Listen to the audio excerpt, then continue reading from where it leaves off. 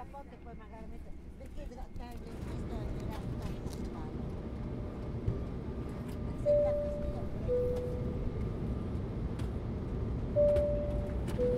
Comic Airlines les da la bienvenida al vuelo 616. Les saluda la tripulación a cargo del comandante Manuel Fernández y el copiloto Pablo Trinidad. Pónganse cómodos, abran sus mentes y disfruten del vuelo.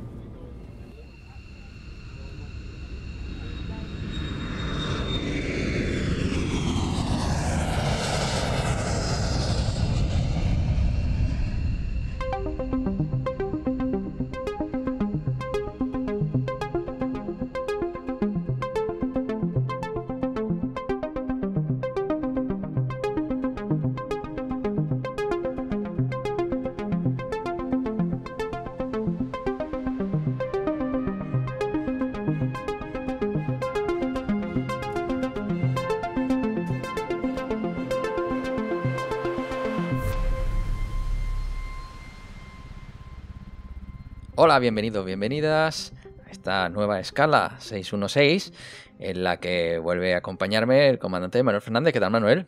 ¿Qué pasa, Pablo? Aquí estamos de nuevo escalando. Pues eso es, aquí con una montaña llena de libros, en este caso cuatro obras que no solo vamos a reseñar como otras veces miembros del programa, sino que también contamos con un invitado. Efectivamente, hay un compañero de divulgación del cómic y también del universo superheroico en general, que es Dave Sánchez de la cuenta Lieber Excelsior, @LieberExcelsior, y bueno, que nos ha mandado una reseña de una obra. Y bueno, tenemos algunas más por ahí en cartera para el futuro, o sea que nuestros oyentes que nos escuchen, que vean que tienen las puertas abiertas para colaborar con nosotros. Eso es. Pues bueno, una pequeña corrección, es Excelsior Lieber, ¿vale? Para que luego Perdón, querido Dave. Cosas del directo. Pero bueno, hoy, por hacer un breve resumen de lo que vamos a encontrar, Sandra nos va a hablar de Sara, de Garth Ennis y de Steve Epting. Uh-huh. Tú tienes una obra de Paco Roca. Sí, bueno, como teníamos ya un programa especial que hicimos de Paco Roca, pues vamos a complementar ese programa, que hicimos un recorrido a sus obras, vamos a meter la nueva obra de Regreso al Edén. Eso es, que en este caso es la historia de la madre, ¿no? Sí, la madre y también familia aledaña, pero quizás se centra más en la figura de la madre, igual que Arrugas en la del padre. Eso es. La casa. Sí, la casa, cierto es. Y bueno, y luego también Víctor nos va a hablar de Gigantomaquia de Kentaro Miura. Que está a tope con el manga, está enganchado al nos hizo la otra escala del Berserk y vuelve el mismo autor. Ahí asentado en el mundo japonés. Y luego nuestro invitado Dave Sánchez, que nos hablará del motorista fantasma. Eso es. Así que yo no tengo ni idea de ninguna de ellas, así que... Motorista fantasma cósmico, hay que matizar. Bueno, ahí ya... Eso ya son palabras mayores. Eso es. En fin, abriremos las orejas y... Recordamos que todas estas reseñas en el formato escala son sin spoiler, o sea que sin problema. Y de primeras impresiones. Así que impresiones en caliente, más bien, ¿no? Sí. Termino de leer y ahí va. Así que bueno, si que tenéis algo que comentarnos, ya sabéis, podéis hacerlo como siempre a través del Twitter vuelo616 o del correo vuelo616@tecnologería.com o dejarnos algún comentario en iVoox, en este mismo episodio. Así que vamos a escuchar esas reseñas, ¿vale? Muy bien, vámonos.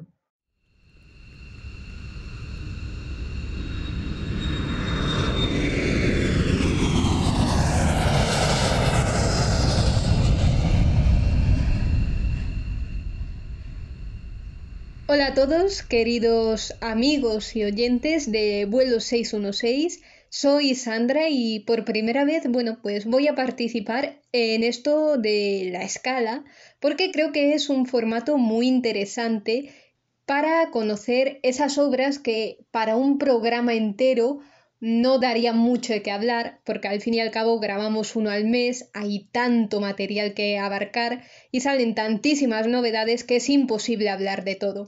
Pero en estas pequeñas pildoritas, pues sí da tiempo a hablar de esos nuevos tebeos que han salido y que son realmente interesantes. Y para esta ocasión me gustaría hablar de una obra titulada Sara y que ha sido editada por Panini Comics recientemente. Se trata de un tomo autoconclusivo, que al fin y al cabo eso es lo mejor, no empezar colecciones inacabables, de una nueva editorial estadounidense que se llama TKO Studios y ha tenido un arranque bestial, porque han contado con nada más y nada menos que el mitiquísimo Garth Ennis y el grandísimo dibujante Steve Epting. Para mí esta es una de las obras tapadas, por así decirlo, que se publicaron en el 2020. En muchas listas no sale, también es cierto que fue publicado a finales de año, pero para mí es uno de estos imprescindibles, sobre todo a aquellos a los que les mole el género bélico. Estamos en el año 1942 en Rusia, durante la Segunda Guerra Mundial. El país está ocupado por las fuerzas de la Alemania nazi, que ya sabemos que estaban pues comandadas por Adolf Hitler. Y aquí las protagonistas de la historia son un grupo de mujeres francotiradoras que buscarán alejar a las tropas invasoras germanas de su país durante esta guerra, que tiene lugar en el frío invierno siberiano con la nieve. Y la líder de este grupo es Sara, una mujer muy habilidosa en combate, impasible a la hora de matar y que busca la venganza pues contra este ejército que tantos crímenes atroces ha cometido en la humanidad. Sara es un título que amarán todos aquellos a los que les guste el género bélico, pero que tiene más de sí. No es esa típica historia de tiros de buenos contra malos. Yo tengo que reconocer que ese género, el de las guerras, me gusta, pero no es de mis favoritos, y esta obra me encantó. Además, Ennis hace una demostración de feminismo ejemplar, en el que, a ver cómo lo explico sin liarlo mucho, pero que se trata a las mujeres como seres reales y que no intentan vender algo que no es. No sé si me estoy llegando a explicar, pero aquí no se ven a chicas en poses sugerentes con metralletas y rifles, como suele pasar en muchos cómics, ni tampoco ese feminismo tan comercial que en algunos cómics se vende hoy día, sino que todo aquí surge de forma muy natural, nada artificial y que está bastante bien conseguido. Cada una de las chicas tendrá su propia personalidad, su complejidad psicológica, su trasfondo, pero hay que tener en cuenta que son soldados, unas militares experimentadas que te pueden matar de 20.000 maneras, para ser sinceros, y que están ahí por méritos propios, que no es por el quedar bien ni nada por el estilo, por lo que esa lección de feminismo en un tebeo que realiza Garth Ennis y de una forma tan asombrosamente bien metida y bien llevada, que muchas veces llega a fallar en otros tebeos, está genial. Además, Garth Ennis es conocido por muchos como el autor de la mejor etapa del Castigador, en el que pues ahí veíamos un montón de historias llenas de violencia, de sangre, de criminales, de guerra. También en The Boys, una serie bastante macarra, al igual que Predicador, o historias de la guerra. Aquí, sin embargo, no se nota ese estilo alocado que a veces puede tener Ennis, sino que se le ve más contenido, más comedido, sin tantos excesos y siendo más consciente de la seriedad que puede llegar a tener la obra en ciertos momentos. Y al dibujo está uno de los grandes dibujantes de Marvel en los últimos años, que es Steve Epting, conocido por la etapa de El Capitán América que hizo junto con Ed Brubaker y que ya en un programa de Vuelo 616 hablamos de uno de sus arcos, que es El Soldado de Invierno, que sin duda es excelente. Aquí Epting realiza un trabajo gráfico asombroso en el que ya no son solo los rostros faciales y las expresiones físicas de los personajes, sino que los paisajes dejan embobado a cualquiera. Es un artista magistral. A mí me encanta todo ese dinamismo que maneja, la narrativa gráfica, todo de una forma súper solvente, muy fluida, natural y con escenas que no se nos olvidarán nunca. También gran parte de esta gran labor artística la tiene la colorista Elizabeth Breitweiser, que siempre consigue encontrar esa tonalidad perfecta para el momento de la obra. Es muy interesante también cómo se hace ese contraste entre el blanco puro de la nieve, aderezado con manchas de sangre y una lluvia metálica prácticamente de balas. Sin duda, artísticamente es una proeza este cómic. Y la historia es sencilla, pero sí tiene ciertas complejidades en el desarrollo del personaje. La obra tiene un ritmo muy ágil, con frases para el de recuerdo y que se nos deja claro una cosa, que no se están matando a hombres, sino a nazis. Seguramente habrá gente a la que, por las cosas que le estoy diciendo, este cómic ya se lo he vendido directamente, pero es que es de esos tebeos que hasta que no lo lees no eres capaz de disfrutarlo al máximo ni de saber todo ese potencial. Estamos en una obra autoconclusiva, perfecta para regalar, que disfrutará yo creo que todo el mundo. Es un magnífico cómic, yo lo veo excelente en muchísimos aspectos y que me parece indispensable para aquellos amantes del género bélico o simplemente aquellos que quieran disfrutar de un buen relato. Aquí Ennis y Epting nos muestran con gran solvencia toda la calidad que tienen, lo que han ido aprendiendo a lo largo de tantos años que llevan en este mundillo del cómic y nos regalan un auténtico tebeazo que es muy disfrutable. Yo esto lo tengo apuntado pues para en un futuro hacer regalos a alguna gente que este caiga. Además, la edición de Panini, que yo la he podido ver, es bastante bonita, es en tapa dura, son 22 euretes, 152 páginas, que no está nada mal, y son 6 numeritos. Queda una cosa bastante cuca en la estantería y que es una de esas obras que en algunos momentos te hace pensar, reflexionar y que se goza, así directamente tal cual lo digo. Creo que ha sido, como he dicho antes, uno de los grandes olvidados en muchas listas y creo que habría que reivindicarlo un poco más, porque esta obra se lo merece.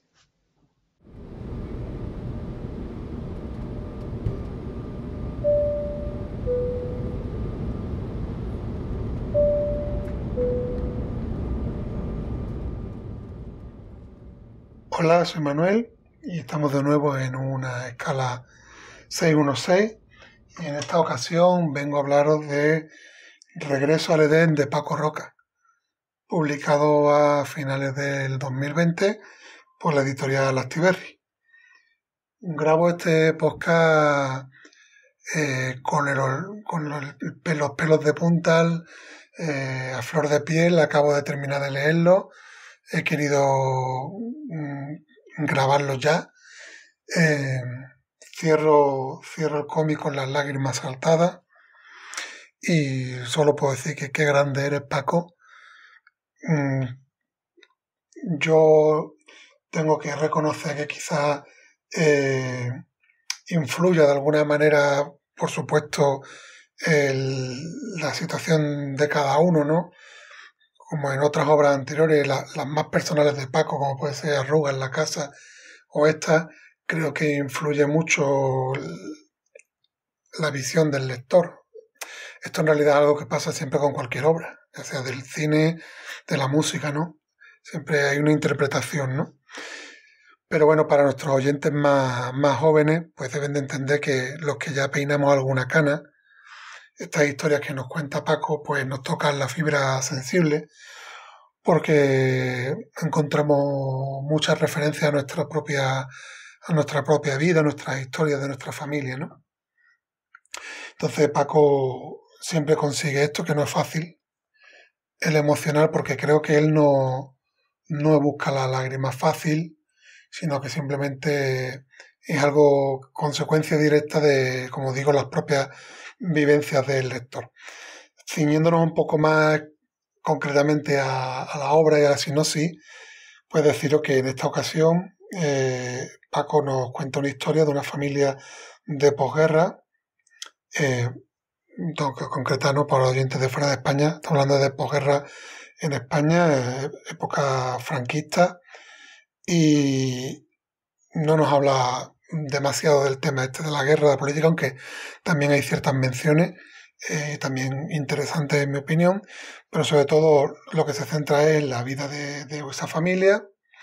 Se comenta que hay referencias autobiográficas, no sé hasta qué punto la protagonista, que es una niña, la madre de Paco, o sea, también del resto de la familia, puede ser la abuela, no sé hasta qué punto es ficción o no, pero bueno, en todo caso, todo gira en torno a una foto familiar que él encuentra. De hecho, la foto está como parte de la documentación de la obra, podemos ver la foto real de esta familia en un domingo de playa, y sirve para estructurar todo lo que es el relato que nos quiere él a contar. Cabe destacar también la importancia que se le da al papel de las mujeres de esta familia, ¿no? Son quizá, como he dicho antes, a madre, posible madre de Paco, abuela, no lo sé, pero en todo caso la niña pequeña de la familia, su abuela, su hermana mayor, quizás son las que tengan un mayor protagonismo, casi también una deuda histórica con ellas, y tiene momentos de reflexión bastante interesantes, momentos también duros. En la parte, digamos, más técnica de la obra, bueno, es increíble la narrativa gráfica de Paco en esta obra, es impresionante los recursos que utiliza. No hemos comentado que se trata de nuevo, como ya ocurría en La Casa, de una obra en formato apaisado. Entonces él utiliza ese formato dentro de la propia narrativa, ¿no? Lo aprovecha bastante bien. Y después también es interesante destacar en esta parte técnica los colores que usa, ¿no? Son esos colores sepia, en algunos casos casi blanco y negro, haciendo también un poquito ese guiño, ¿no? A lo que es la época de la que estamos hablando, ¿no? Esas fotos en este color, ¿no? Y poco más que decir, ¿no? Está claro que si conoces a Paco Roca, si te gustó La Casa, si te gustó Arrugas, debes de leer esta obra, porque creo que es de las grandes obras de este 2020. Y si no conoces a Paco, ya estás tardando. Recordamos que tenemos un programa dedicado a él, que hacemos un repaso por toda su obra, centrándonos precisamente más en Arrugas y La Casa. Podéis buscarlo en nuestro programa. Y bueno, no quiere decir que un día hagamos un capítulo más extenso de este regreso a EDEC y pudiendo entrar en spoilers, pero bueno, quería hacer esta micro reseña para las escalas, y ya veremos más adelante lo que pasa, ¿no? Pero quería hacerlo ahora recién leído y con todos los sentimientos a flor de piel. Muchas gracias de nuevo a Paco, ojalá nos esté escuchando. Eres un orgullo para todos los que somos españoles como tú, tener un artista tan grande entre nosotros y dedicándose a esto que nos apasiona, que son los cómics. Muchas gracias.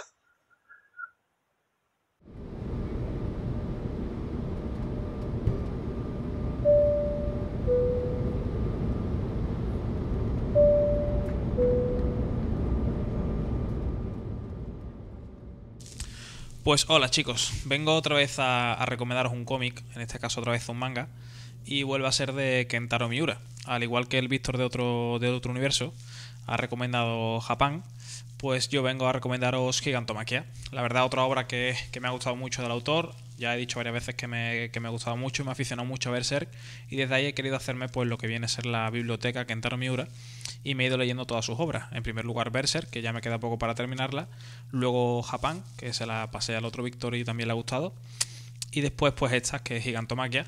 Ya me faltaría Horro y Horroden, que saldrán a lo largo de este 2021. Gigantomachia, pues bueno, es un tomo pequeñito, autoconclusivo, de 10 euros, editado por Panini, que salió en febrero de 2019, hace ya un par de años, y el cual pues tampoco quiero comentaros mucho porque creo que quizás simplemente el argumento ya sea un spoiler, pero voy a leer la pequeña reseña que he encontrado en Wacom, que dice que un mundo desértico arrasado 100 millones de años después, la lucha por la supervivencia continúa entre humanos, semihumanos y gigantes. El Imperio de Olimpo está utilizando bestias colosales para aplastar a sus adversarios y solo el Gladiador Delos y la Titán Gora tienen en su mano la clave para detener el genocidio. Digamos que es un híbrido entre Attack on Titans y Berserk por el dibujo, y pues al igual que las dos obras así más autoconclusivas que he leído de Kentaro, digamos que empiezan un poquito out of context y acaban también con el final bastante abierto. Pero está muy bien, es un detallazo para, como os he dicho antes, todo aquel que le gusta Attack on Titan, el manga y por supuesto Kentaro Miura o Berserk. ¿Qué te vas a encontrar? Pues te vas a encontrar un pequeño manga que se lee muy poco tiempo, en una tarde, que consta de 7 capítulos y que tiene mucha acción, muchos dibujos a doble página increíbles, bastante poco diálogo y muy muy ameno, la verdad. A mí me ha gustado mucho, es verdad que en los 2 primeros capítulos a lo mejor te costaba un poquito entrar en la obra y no terminabas de ubicarlos, pero a raíz de ahí ha ido todo genial, y no quiero entrar en nada en concreto porque me parece que cualquier cosa que diga es bastante spoiler y ya he leído demasiado, más de lo que me hubiera gustado en lo que os he contado antes de Wacom. Y bueno, pues eso, os recomiendo que lo leáis, que son apenas 10 euros, que es bastante asequible para todo el mundo. Quizás un poco tarde porque era un regalo genial para las navidades, pero bueno, seguro que a lo largo del año tenéis un montón de compromisos para regalarlo, para disfrutarlo vosotros mismos y dejarlo en vuestra estantería, que queda bastante bien. Me quedo, para cerrar, como siempre, con el enfoque que hace Kentaro Miura a la hora de monstruos gigantes en este caso, y cómo los enfoca, que es un estilo muy oriental, por así decirlo. Nunca me hubiese imaginado un gigante con las formas que lo hace. Unos bichos que hay dentro que son una especie de calamares, elefantes extraños. Está todo muy guay. Así que nada, os recomiendo mucho que lo leáis, que lo compréis y que disfrutéis de este manga. Así que nos seguimos viendo, nos seguimos leyendo y hasta pronto.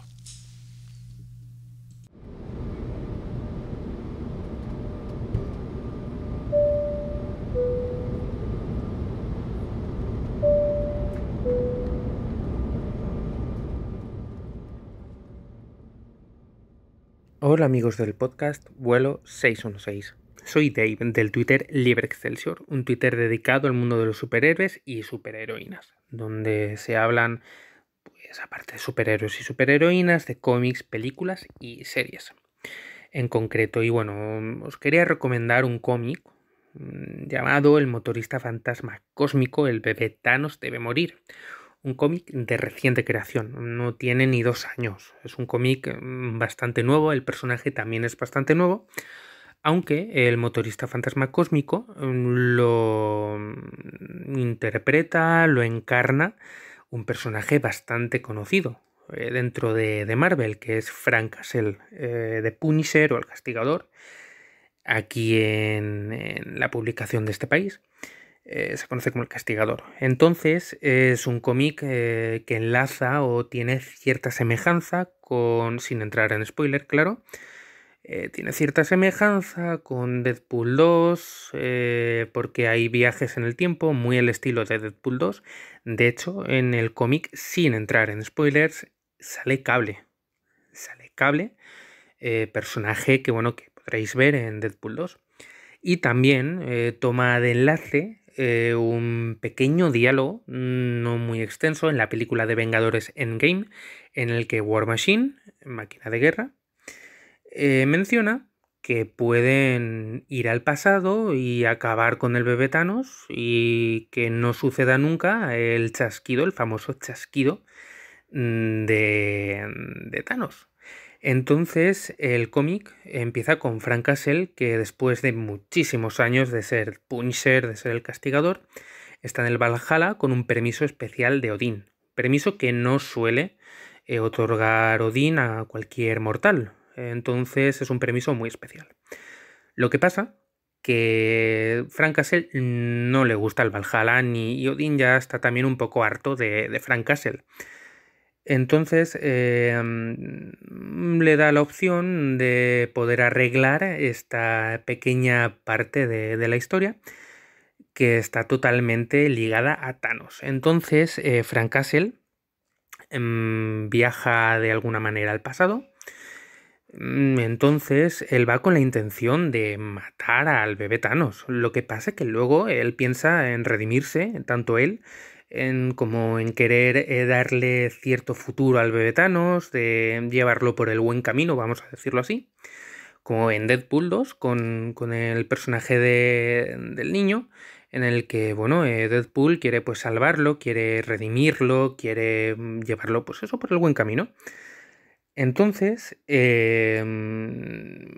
viaja al pasado y empiezan a suceder cosas en las que no puedo mencionar mucho por ser spoiler, pero así por encima salen personajes como Cable, como antes he mencionado, sale Howard el Pato, pero Howard el Pato